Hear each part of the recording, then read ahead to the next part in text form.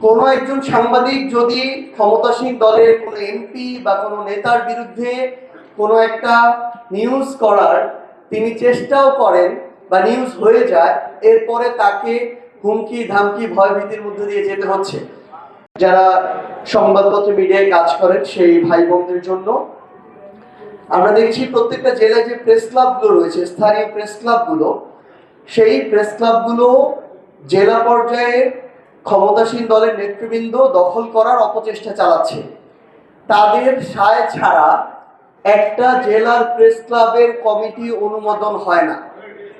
তাদের থেকে আগে অনুমোদন নিতে হয় পরোক্ষভাবে, এরপরে সাইন হয়ে সেটা অনুমোদিত হয়। সেই জায়গায় আমরা মনে করি এই কথাগুলো মেইনস্ট্রিম মিডিয়ায় আসা উচিত।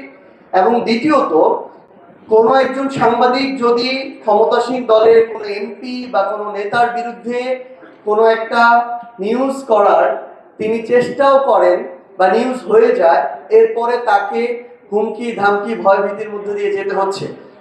এমনকি গতকালকে একজনের সাথে আমার কথা হলো, উনি এরকম একটা সমালোচনামূলক একটা রিপোর্ট করেছিলেন দেখে ওই প্রেস ক্লাবের যে কমিটিতে উনি ছিলেন সদস্য হিসেবে, সেই কমিটি থেকে ওনাকে বাদ দিয়ে দেওয়া হয়েছে।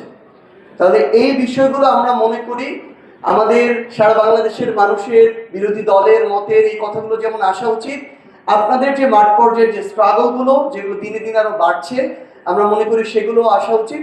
তাহলে আমাদের গণতান্ত্রিক উত্তরণের যে পথটা সেটা আরো সহজ হবে। সবাইকে অনেক ধন্যবাদ।